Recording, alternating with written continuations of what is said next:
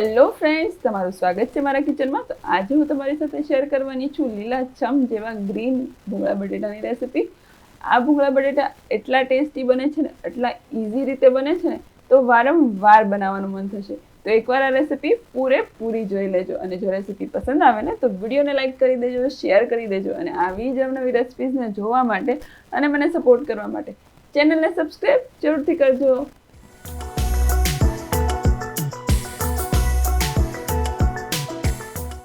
તો ભૂંગળા બટેટા બનાવવા માટે સૌપ્રથમ આપણે આ રીતના નાની સાઈઝના મેં 500 ગ્રામ જેટલા બટેટા લઈ લીધા છે. ભૂંગળા બટેટા બનાવે ત્યારે હંમેશા આ રીતે નાની નાની બટેટી જ આપણે ઉપયોગમાં લેવાની હોય છે. તો સૌપ્રથમ આપણે એને ઘસીને પહેલાં તો ધોઈ લેવાના છે. તો આવી રીતે બધા જ બટેટાને એકદમ સરસ ધોઈ લીધા છે મેં. તો હવે આપણે એને બાફવાના છે. તો બાફવા માટે આપણે કુકરમાં એને ઉમેરી દઈશું, અને 1.5 થી 2 ગ્લાસ જેટલું પાણી આપણે અહીંયા ઉમેરવાનું છે. આવી રીતે 1.5-2 ગ્લાસ જેટલું પાણી ઉમેરીશું એટલે બટેટા છે એ સરસ એવા ડૂબી જશે. તો આવી રીતે એકદમ સરસ બટેટા ડૂબી જાય ત્યારબાદ આપણે એની અંદર સ્વાદ પ્રમાણે મીઠું ઉમેરી દઈશું.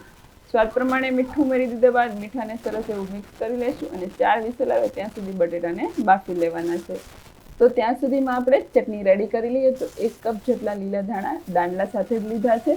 ત્યારબાદ 5 કપ જેટલો પુદીનાના પાનને ધોઈને લઈ લીધા છે, એ ઉમેરી દઈશું. તીખાશ માટે મેં અહીંયા 4 થી 5 મરચી લીધી છે, 4-5 લસણની કળીઓ, 1 નાનો આદુનો ટુકડો, સ્વાદ પ્રમાણે મીઠું, સંચળ અને લીંબુનો રસ ઉમેરી દઈશું, જેથી કરીને ચટણીનો કલર ખૂબ જ સરસ આવે અને ચટણીનો ટેસ્ટ પણ સરસ આવે. ત્યારબાદ આપણે મિક્સર જારને બંધ કરી દેવાનું છે અને સરસ એવી ચટણી પીસી લેવાની છે. પણ પીસવા માટે આપણે અહીંયા બરફ ઉમેરીશું અથવા તો ઠંડુ પાણી ઉમેરીશું. જો તમારી પાસે બરફ ના હોય તો તમે અહીંયા ઠંડુ પાણી ઉમેરી શકો છો. તો ચટણીમાં 5 ચમચી જેટલું આપણે જીરું પણ ઉમેરીશું ને સરસ એવી સ્મૂથ ચટણી વાટી લઈશું. તો તમે જોઈ શકો છો ચટણીનો કલર ખૂબ જ સરસ આવ્યો છે ને આ રીતની થીક એવી ચટણી તૈયાર છે. ત્યાં સુધીમાં આપણા બટેટા પણ બફાઈ ગયા છે અને એનું પ્રેશર પણ રિલીઝ થઈ ગયું છે, અને આપણા બટેટા તમે જોઈ શકો છો આ રીતના સરસ એવા બફાઈ ગયા છે. અહીંયા આપણે બટેટા બાફવામાં ખૂબ જ ધ્યાન રાખવાનું છે કે બહુ વધારે પડતા બફાઈ ન જાય. તો હવે આપણે બટેટાને છાલ કાઢી લેવાની છે. તો અહીંયા બધા જ બટેટાની આપણે છાલ કાઢી લીધી છે. તો હવે આપણે બટેટાની અંદર જે ગ્રીન ચટણી રેડી કરી છે એ ડાયરેક્ટ જ અહીંયા ઉમેરી દઈશું. જો તમે આને તેલમાં થોડીક વાર સાતળવા માંગતા હોય તો તમે એને થોડીક વાર તેલની અંદર સાતળીને પછી પણ ઉમેરી દઈ શકો છો, પણ હું અહીંયા ડાયરેક્ટ જ ઉમેરું છું. બહુ જ સરસ ફ્રેશ એવો પુદીના અને ધાણાનો સુગંધ અને સ્વાદ આવે છે.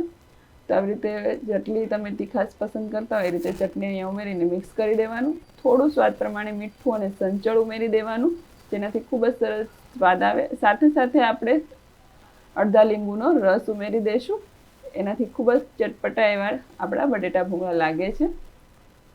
તો છે ને એકદમ સિમ્પલ રીત. હવે આપણે બધી જ વસ્તુને સરસ એવી મિક્સ કરી દેવાની છે, અને બીજી બાજુ તમે થોડુંક એકાદ બટેટાને મેશ કરીને એની અંદર ચટણી ઉમેરીને થોડું પાણી ને એ બધી જ વસ્તુ ઉમેરીને એક સરસ એવી પેસ્ટ તૈયાર કરી શકો છો. અને જો આમ જ સર્વ કરવા માંગતા હોય તો આમ જ એને સર્વ કરી શકો છો. તો હવે બીજી બાજુ આપણે ભૂંગળા પણ તળી લેવાના છે. સરસ એવું તેલ ગરમ થઈ જાય ત્યારબાદ આપણે એની અંદર ભૂંગળાને ઉમેરીને એને તળી લેવાના છે, અને આવી રીતે ચીપિયાની મદદથી ભૂંગળાને આવી રીતે નિતારીને કાઢી લઈશું આપણે. તો એકદમ ચટપટા અને ટેસ્ટી આ ભૂંગળા બટેટાની રેસીપી તમને કેવી લાગે છે મને કમેન્ટમાં જરૂરથી જણાવજો. આ સિવાય મેં મારી ચેનલ પર રેડ ભૂંગળા બટેટા એટલે કે લાલ ચટાકેદાર ભૂંગળા બટેટાની રેસીપી પણ શેર કરી છે, તો એ પણ તમે જરૂરથી જોજો, બહુ જ પસંદ આવવાની છે. તો તૈયાર છે આપણા ભૂંગળા બટેટા. તો આપણે એને સર્વ કરી લઈએ. પહેલાં બટેટા એટલા માટે રેડી કરવાના જેથી કરીને એની અંદર ચટણી અને બધા મસાલાનો સ્વાદ ખૂબ જ સરસ બેસી જાય, એટલે એકદમ ટેસ્ટી એવા આપણા બટેટા બનીને તૈયાર થઈ જાય. તો આપણે બટેટા સર્વ કરી લીધા છે. તો એની ઉપર જે છેલ્લે લાસ્ટમાં જે બટેટા અને ચટણીવાળો મસાલો છે ને એ પણ આપણે ઉપરથી ઉમેરી દઈશું. થોડું એની અંદર મેં પાણી ઉમેર્યું હતું. લાસ્ટમાં મેં ચટણીને જે થોડા મેશ થઈ ગયેલા બટેટા હતા એની અંદર થોડું પાણી ઉમેરીને આવી રીતે હલકી સેમી થીક એવી પેસ્ટ મેં તૈયાર કરી અને એની ઉપર આપણે લગાવી દેવાની, જેથી કરીને મસાલો જે છે એ બટેટા સાથે ચોંટી રહે. હવે આપણે એની ઉપર થોડા લીલા ધાણા ઉમેરી દઈશું, એટલે એકદમ સરસ લીલા છમ જેવા આપણા બટેટા લાગે અને ટેસ્ટમાં પણ બહુ જ સરસ લાગે. તો હવે આપણે આપણા ભૂંગળા બટેટા ટેસ્ટ કરીશું. એના પહેલાં થોડુંક લીંબુ નીચોવી લઈશું, એટલે સરસ એવો તીખો ને ખાટો ચટપટો એવો ટેસ્ટ આવશે.